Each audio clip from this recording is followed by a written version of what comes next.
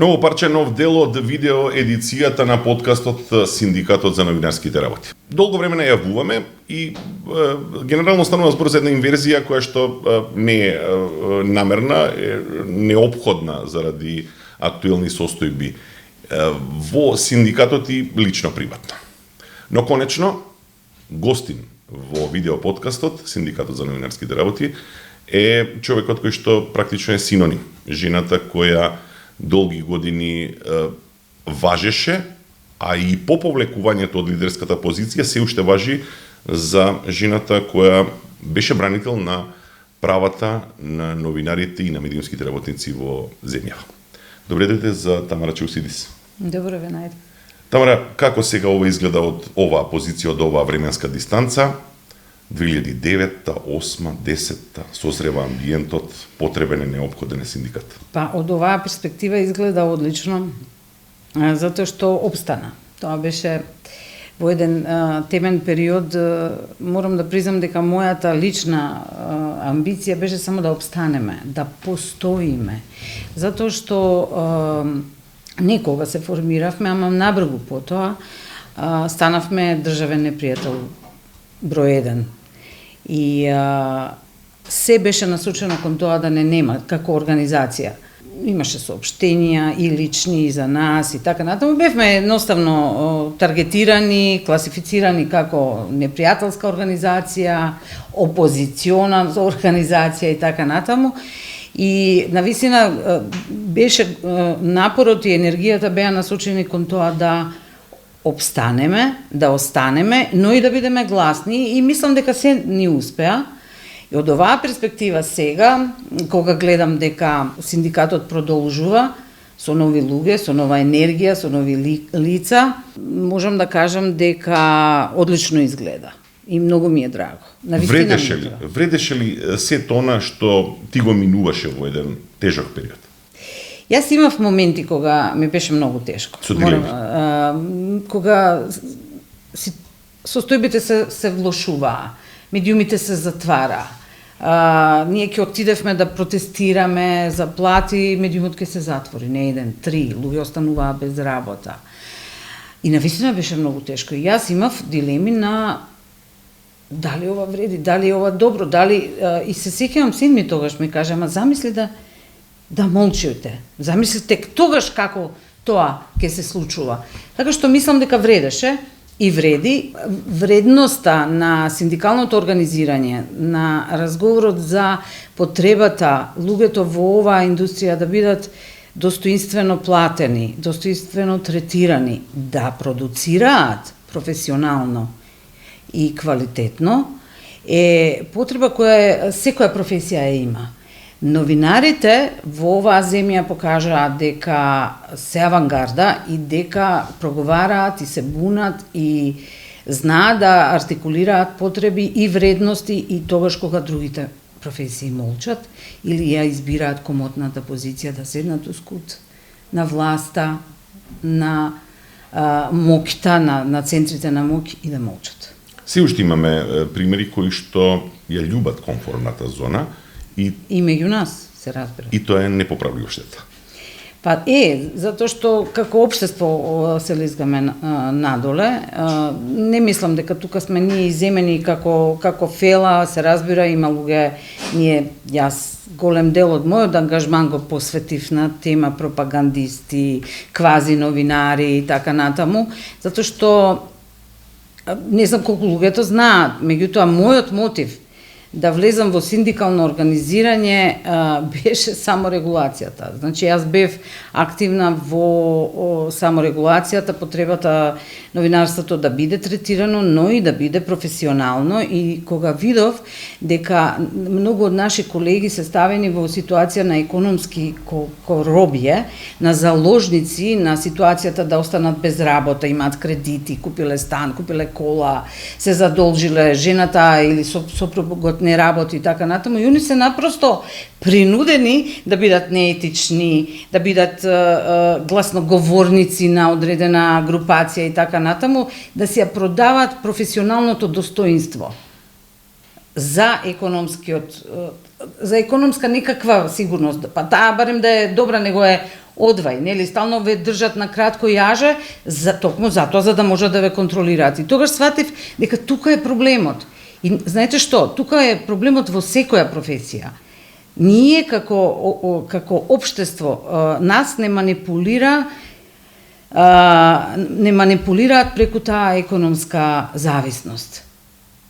И се разбира, бидејќи сум новинар и сум во таа индустрија, јас се ангажирав во синдикалното организирање на луѓето за да овозможам да бидеме со доволно добри услови, пристојни плати, пристојни услови за да можеме да продуцираме квалитетно, бидејќи нашата работа пак се реперкуира на квалитетот на јавноста, на транспарентност на власта и така натаму. Сега да не ги кажувам тие флоскули за важноста на новинарството. Има параметри во ангажманот на Тамара Чаусидис во тие 8 години, 9, а и во продолжение како член на извршниот одбор, кои може да се изразуваат низ бројки. И тоа генерално задоволството не се изразува низ бројки. Од друга страна ме интересира колку до тој некој идеал за позицијата на новинарот е остварено во проценти. Па не е многу. Не е многу. Јас мислам сега, се разбира дека никогаш не треба да бидеш задоволен. Да, има некои исчекори, не некои него има. Знаете што, во време кога ние се формиравме во многу медиуми беа синдикатот како термин беше забранен. Значи не смееше да се зборува. Јас загубив работа, меѓу другото, заради синдикална активност и мене ми рекоа, ако сакаш да останеш, не се од синдикат. Тоа беше условот, кој што се разбира, ја не го прифатив. Значи, тоа беше ситуацијата во која ние почнувавме. За работните услови, за условите кога ние збориме работни услови, ја не мислам дали имаат они клима во редакцијата.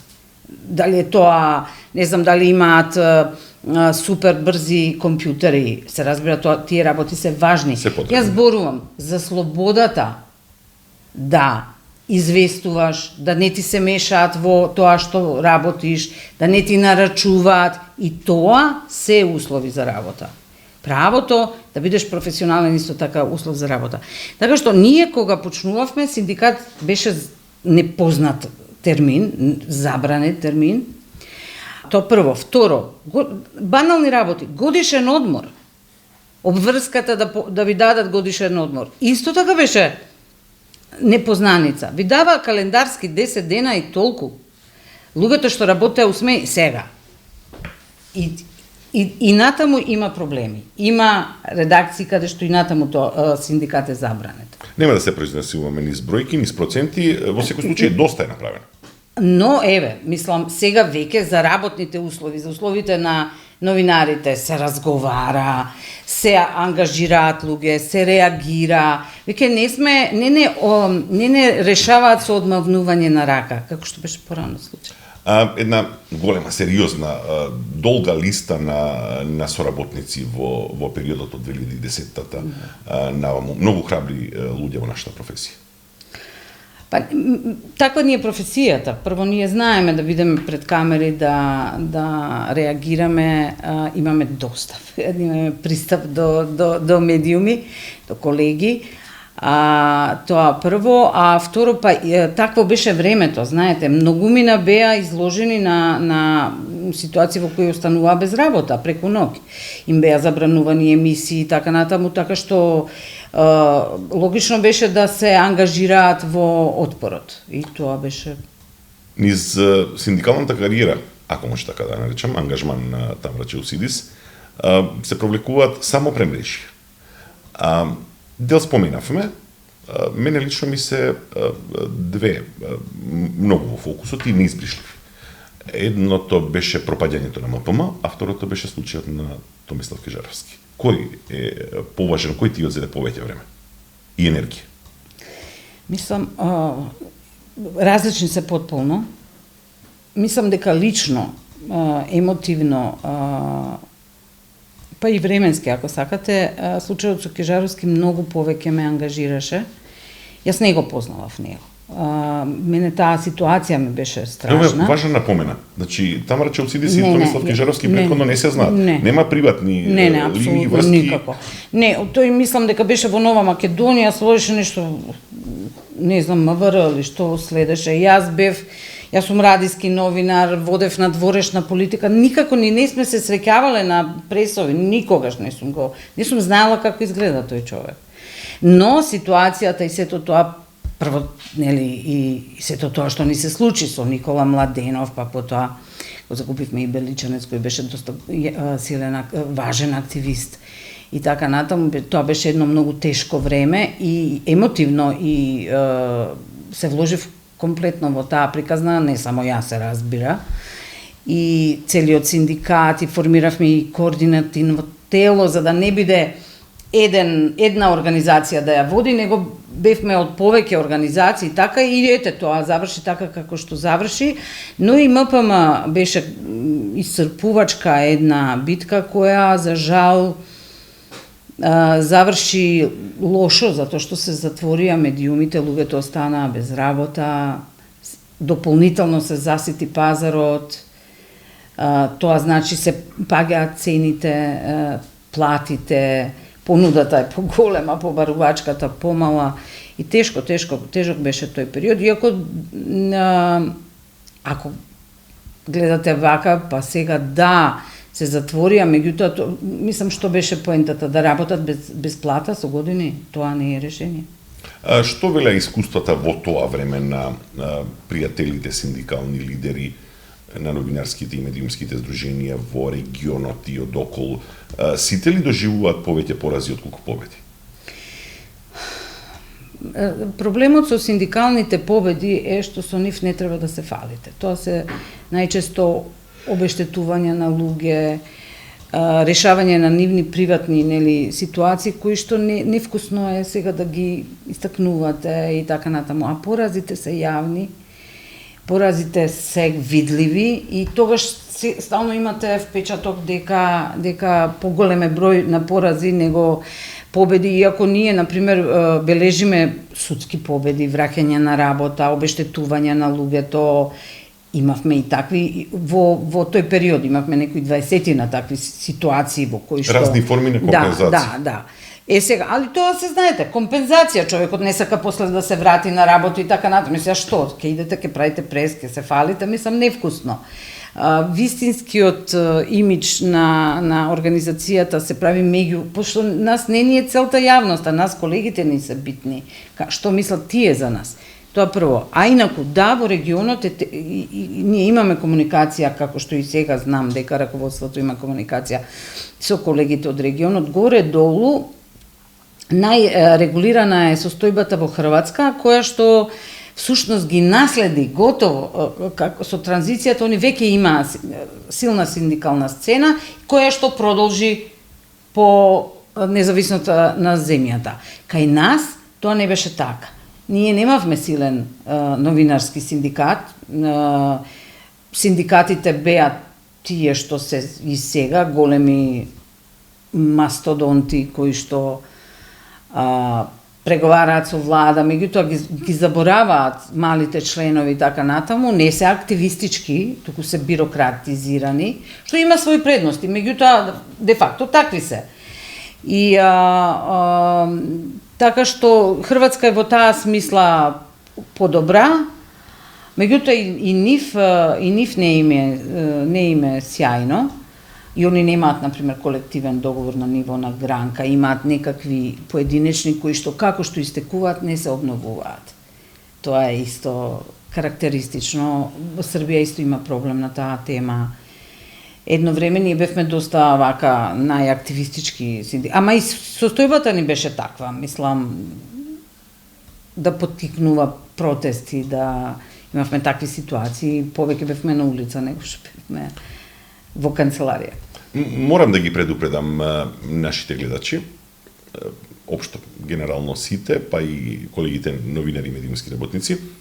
Разговоров има концепт, иако се обидувам постојано од одговорите на Тамара Челсидис да извлечам следни прашања. Сега 3 се наметнуваат. Прво е односот со големите синдикати, оние популарните во земјава. Па ќе одиме натаму со колективните договори, па во продолжение со акциите. Ме интересира, секогаш си била приврзаник на идејата ние заради спецификите што ги имаме да не се допреме и да не се подпреме на никого од нив. До некаде да, сам малку да направам една појаснување. Значи, ние кога се формиравме како на социјалните мрежи, како резултат на една спонтана активност на новинарите, пред се младите новинари во тоа време, кои беа незадоволни од тоа што се случува и во однос на Сдруженијето на новинарите тогашно, и во однос воопшто во организирањето, представувањето на проблемите кои ги имаат новинарите и така натаму. И тоа се создаде и се именуваше како Прво новинарско востание. И во рамките на тоа Прво новинарско востание се артикулираше потребата да се формира синдикат на новинари и да се обнови Сдруженијето на новинари. Сега, додека се формиравме, ставивме анкета. Дали да идеме сами или да идеме со големите синдикати. И знаете зошто? Затоа што организацијата подразбира и логистика, значи ви треба канцеларија, ви треба адреса, ви треба телефон, ви треба некој да седи во таа канцеларија, ние сите работиме, ова е волонтирање, губиш време и така натаму. Сето тоа се решава со приклучување кон голем синдикат. Веднаш ќе ви дадат и просторија, и правна помош, ние до правна помош и натаму функционираме така што адвокатот сака да ни помогне, што би рекла од солидарност, од така, се е на тоа ниво.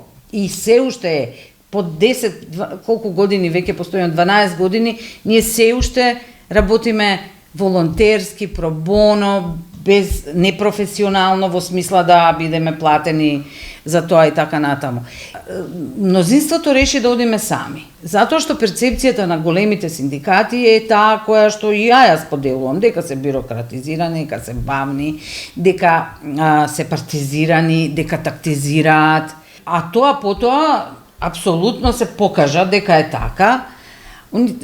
Тие се блиски до политички партии, калкулираат со тоа во нивните реакции и така натаму, нели, дали ќе се замрат со оваа влада, па ако се блиски со таа влада, онда не се, ако не се блиски, тогаш се гласни и се бунат и така. Ма ништо тука не е автентично и вистинско.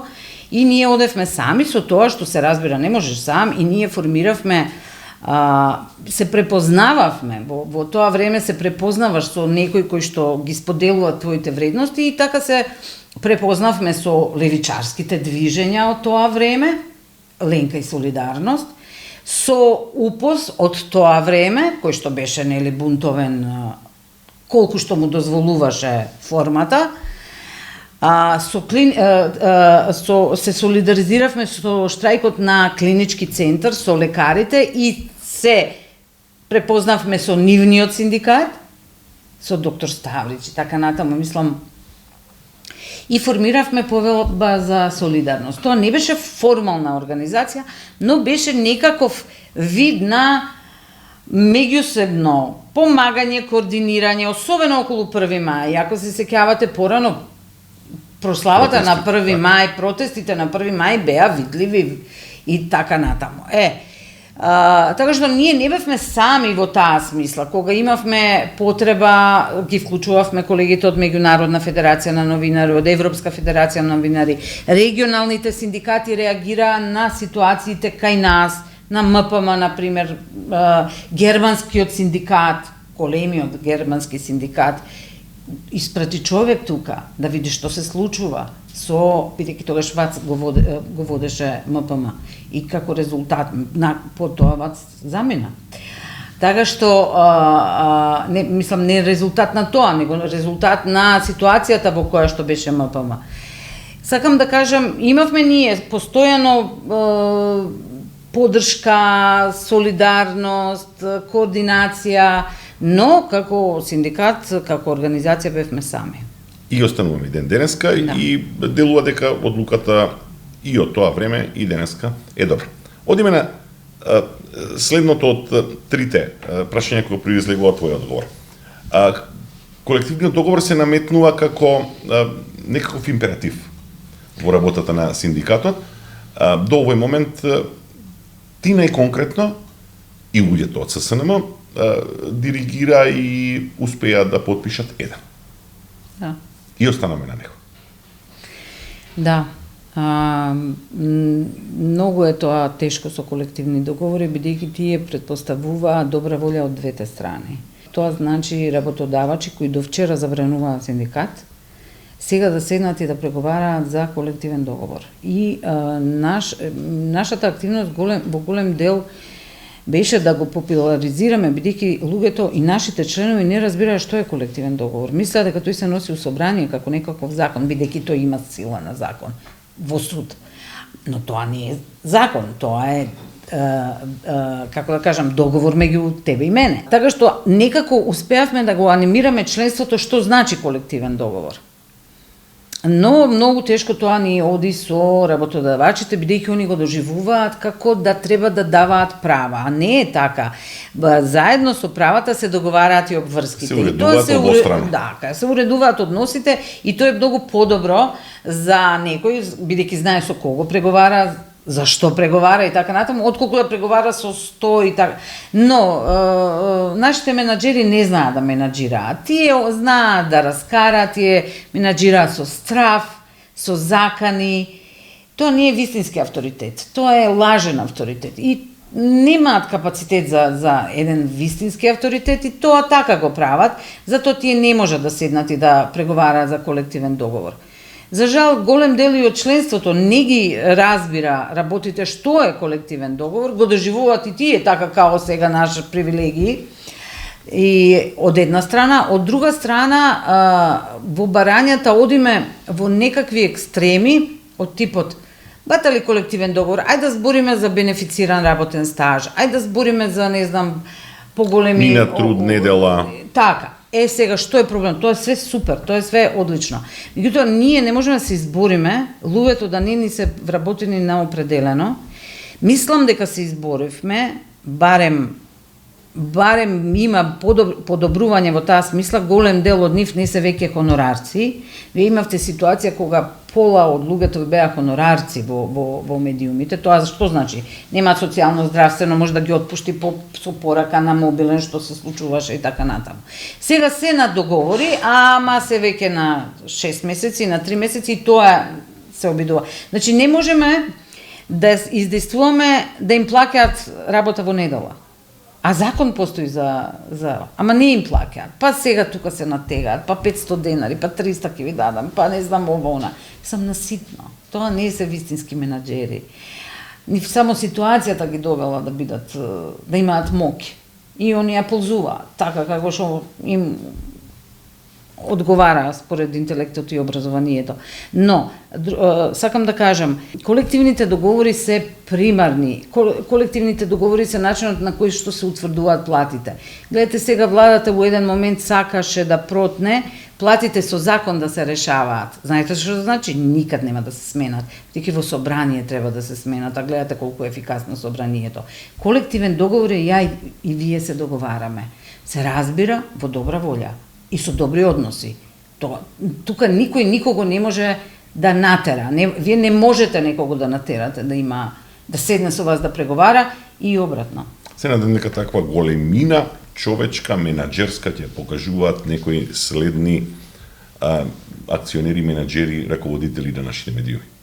Така би требало да биде, но да се надеваме дека ќе биде. Тамара, би можеле ние да разговараме далеку повеќе од она што го дозволува еден подкаст со оглед на разговорливоста твоја и упатеноста. За крај, сакам само уште еден дел.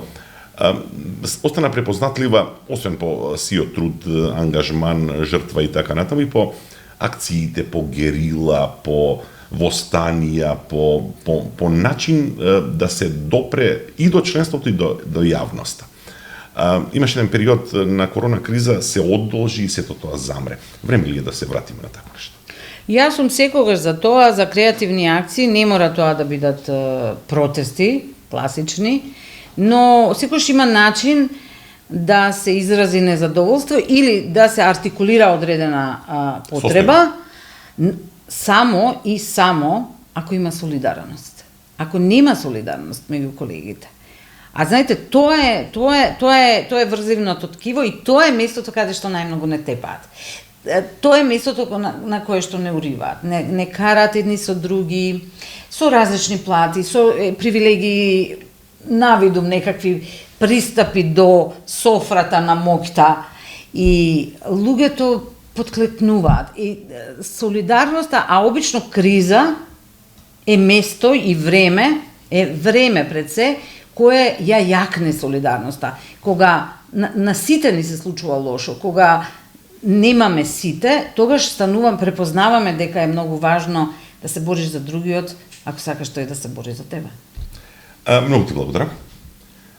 Ти благодарам за гостувањето, ти благодарам за се што стои во минатите деценија и пол. Значи, почитувани следачи на видео подкаст од Синдикатот за новинарските работи. Ова беше Тамара Чаусидис. Ова беше 4-тото парче од едицијата. И ова беше најдобар доказ на вашите прашања дали е ова самостојниот синдикат на новинари и медиумски работници, односно синдикатот на Тамара. Да, ова е синдикатот на Тамара. Благодарам. Добро, ја не би се согласила, напротив, баш мислам дека не е и тоа многу ме радува што продолжи да постои и да ги бара новите победи без Тамара. Благодарам.